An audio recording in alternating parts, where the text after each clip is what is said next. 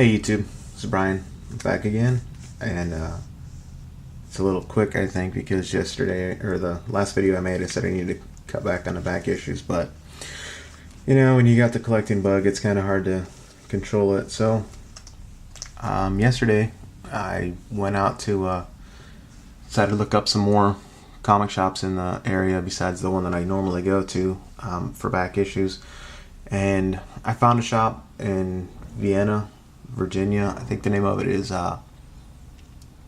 Game On Comics. Now, I'm going to show you what I bought there real quick, and then I'll give you my impressions of the shop. This first bunch of books is they're just dollar bin books, and so that's what I picked up. So we have Secret Avengers number 20. I'll be honest, I only bought this because it was $1 and because I thought the cover was cool. I've never read any of the Secret Avengers books or storyline, so maybe this is a start for me. Next up I have the all-new Spider-Man from the Ultimate Comics. I think I read this on the Marvel Comics app that I've got on the iPad, but I picked it up because, again, it was $1, and I really like this Spider-Girl or Spider-Woman character. At least the way she looks, her costume and all, I think is really cool.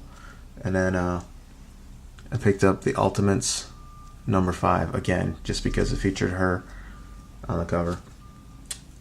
Next up, I've got the Incredible Hulk number 3.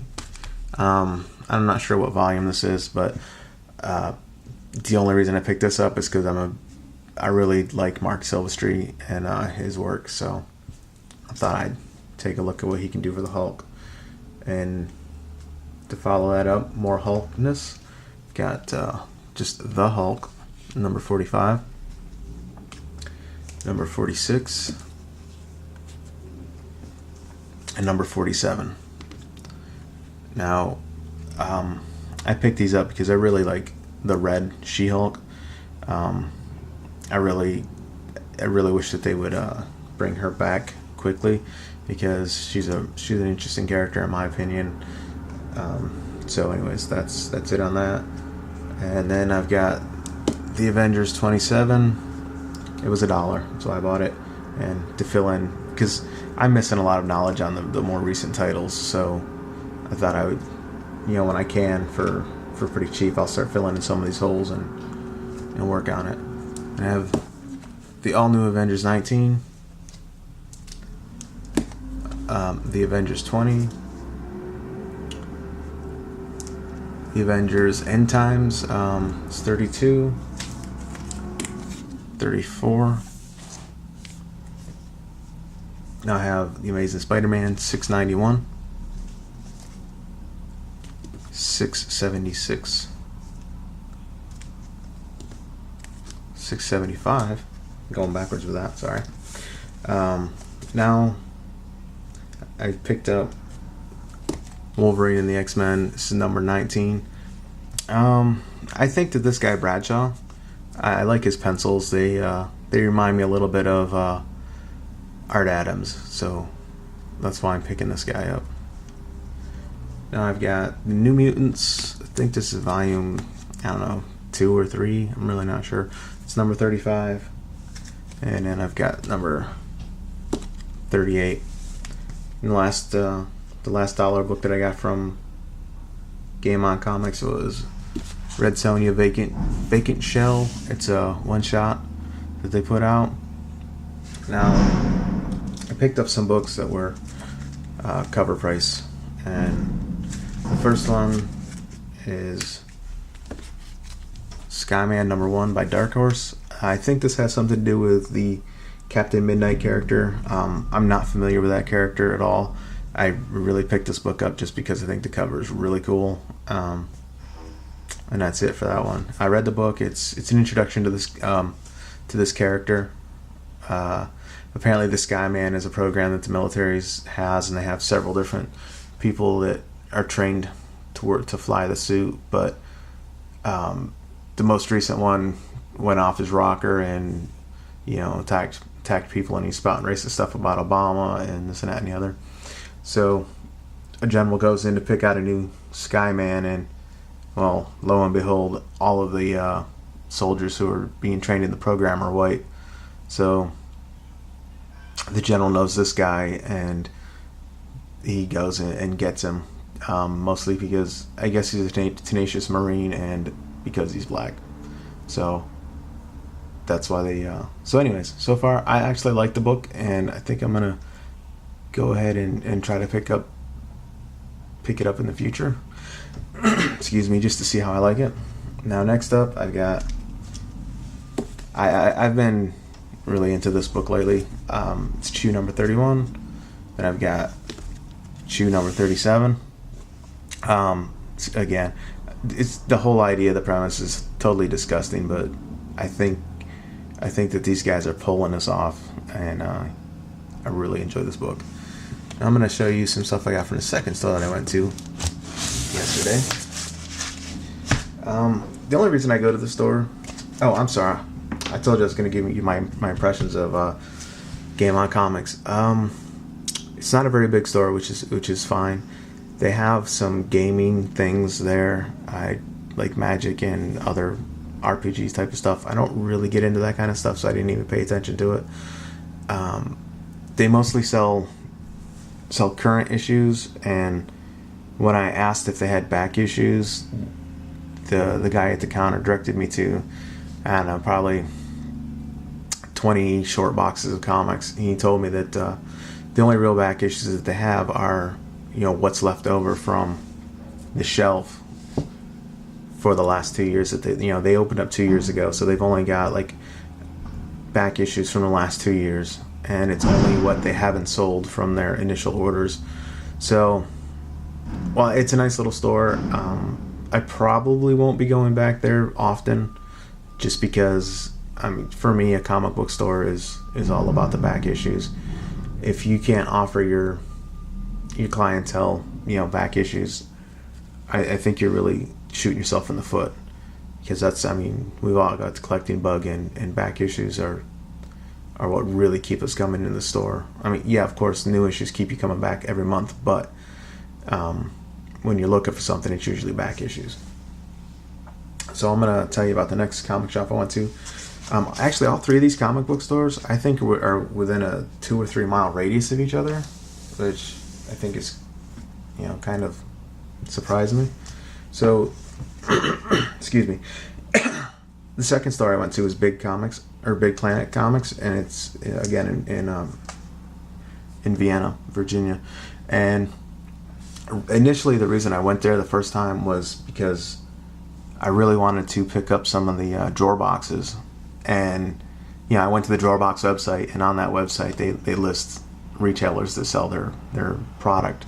So that's why I initially went to the store. And I'll show you what I picked up there. Real quick, I'm going to show you... I already showed this book, and it's Rocket Girl number 1. It's the second printing. And the reason I'm showing you that right now is because I found the first printing of it, and I just wanted to give you a comparison of the two. Again, I like the book. Both these covers are pretty cool. So yeah. Then the next book I bought was A Voice in the Dark, issue 1. I believe that's the first printing also. And I bought one more thing there besides one long drawer box, and that was volume 2 trade paperback of Chew. Like I said, I'm really getting into this book.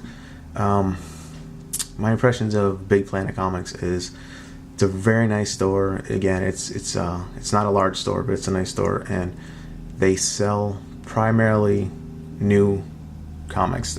They have no back issues to speak of, and so I think their clientele is new comics, and they've got a huge selection of trade paperbacks. And the reason I went there initially was for the drawer box. So I'm thinking I finally purchased 5 drawer boxes from them. I think that in the future I'm just going to get on the drawer box website and purchase my future drawer boxes from the website, because they come in packages of 5, and I think the price with shipping is probably comparable to the store. So I'm probably not going to visit the store often in the future, just based on they don't have anything to offer me that I can't get at my local shop. Alright, so that ends my impressions of Big Planet Comics in Vienna.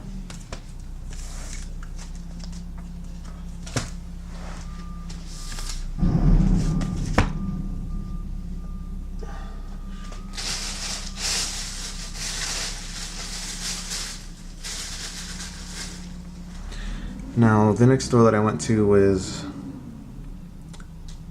EG Comics and Collectibles. Again, it's in Vienna, Virginia. And I'm going to show you what I got there real quick. This first bunch of books I got from the Dollar Bin. And the first one is The Pulse, number 13. I'm really not too sure what's going on in this book, but it says Jessica Jones on this woman's wrist here, and they're handing her a baby. So I'm guessing she just gave birth to that kid, and I'm going to get in there and check it out. Correct me if I'm wrong, but isn't this the Power Man's wife? And so I'm guessing it's Power Man's kid. Again, in the Dollar Bin, I found X Factor 15. It's in pretty good shape, so for $1, it's worth it. And this is my first ever Spider-Woman comic. It's number 34. Again, found it in Dollar Bin, so why not? The only thing better than Dollar Bin is 50 cents and quarter bins, right? The garbage truck is going by as loudly as it possibly can. So next up I have The Sandman, number 8.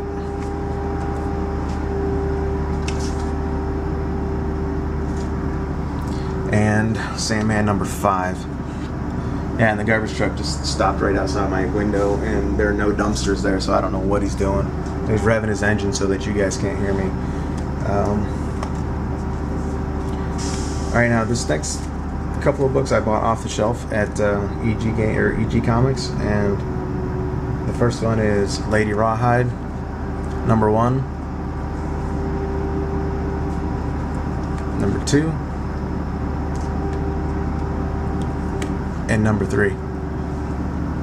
Now, I read a little bit of Lady Rawhide back when Topps decided to venture out from sports cards and get into comic books in the, I think in the mid 90s or so. These covers are by Linsner, and they are the black and white pull box subscription variant. Now these were on the shelf, just in the regular spot where the regular issues would be. They weren't in like a variant cover section of the store or anything like that.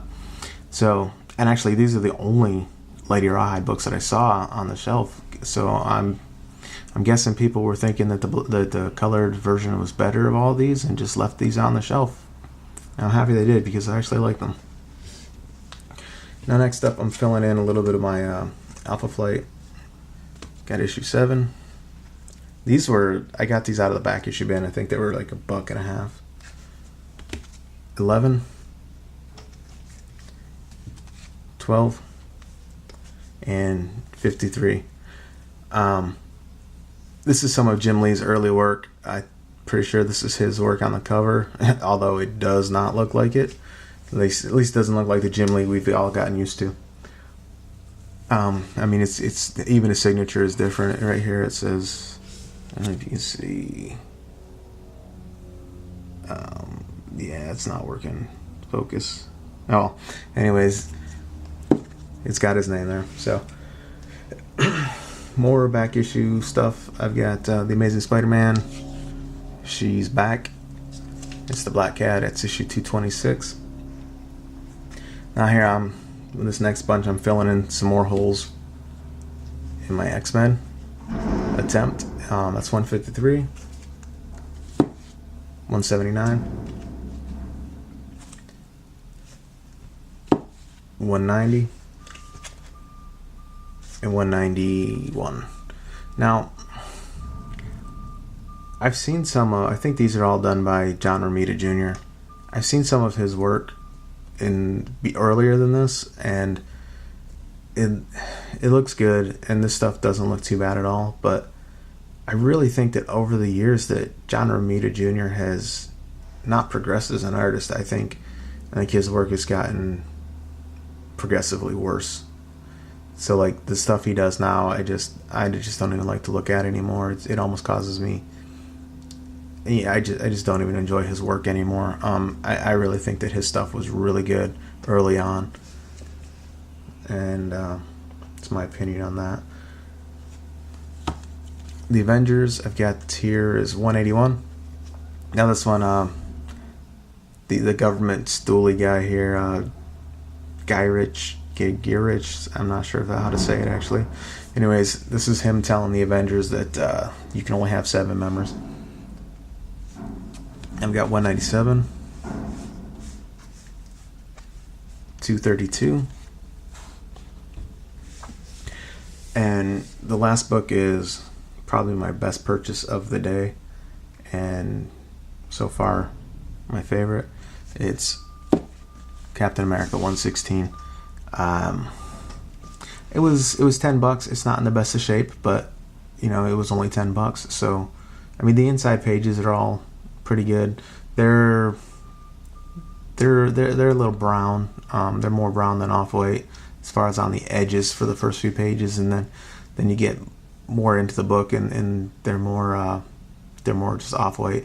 Now, as you can see, the cover is not nice and bright and white like it was back in the day, but it's Captain America, and I really can't pass up on Cap, especially these early ones. I really, really liked the storylines a lot better. One thing I think is funny about these early Marvel books is, especially the Avengers and anything where the Avengers make an appearance, especially the ones with the Wasp in them, is that it's almost comical to me the way that they portray the Wasp.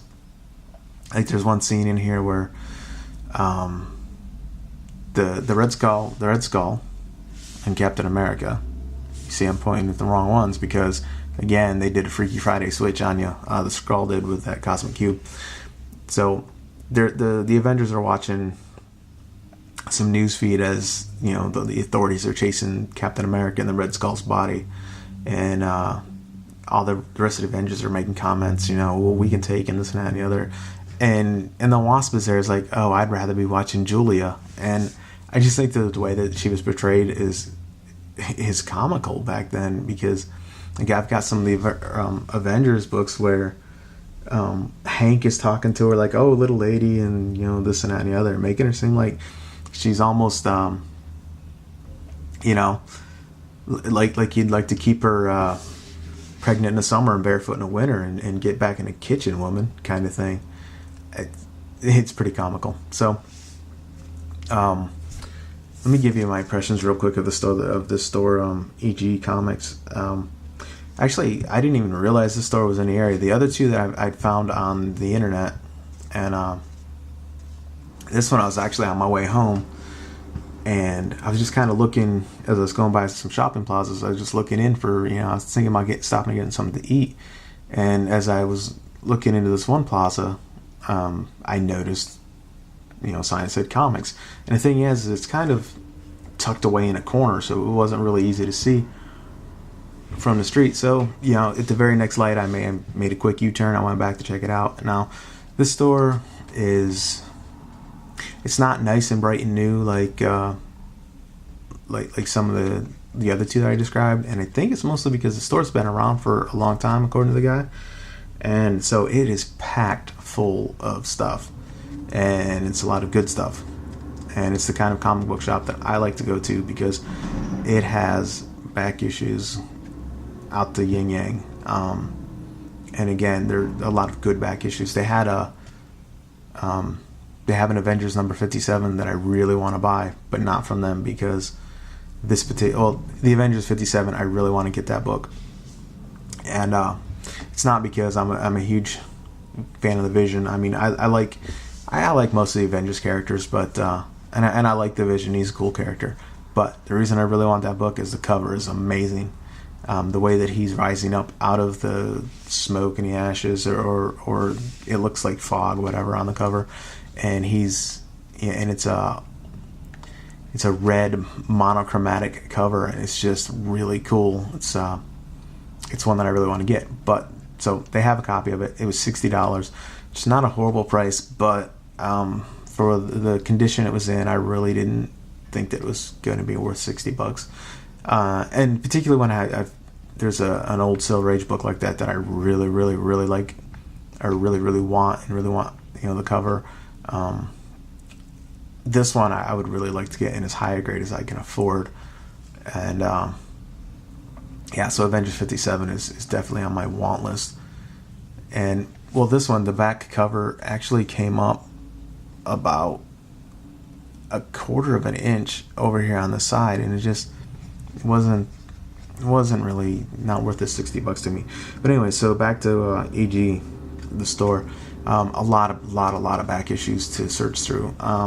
They only had about 3 short boxes of dollar comics, so that was pretty quick to look through. And then everything else here, I just kind of, price wise, a lot of them were in the $3-4 range, so I really didn't go hard on them, go heavy on picking up back issues there. But I'm definitely gonna see if they have a website, and I'm gonna pay attention to any sales that they have at that store, or try to, and definitely try to get back there if they're having a sale especially on back issues, so I can dig in there, because they've got a lot to choose from. That's gonna wrap up this video. And real quick, I think I'll throw a question at the end here. So I just put out that not a real fan of John Romita Jr.'s development as an artist. Who out there what artists out there do you think a lot of people like, and they get a lot of laurels on how great their work is, but you really don't think so? You just don't get it, or you just don't understand why everybody is hot on this artist. And for me, John Romita Jr. is one of those. So yeah, let me know what you think about that. And favorite, subscribe, whatever. Thanks for watching. Have a good day.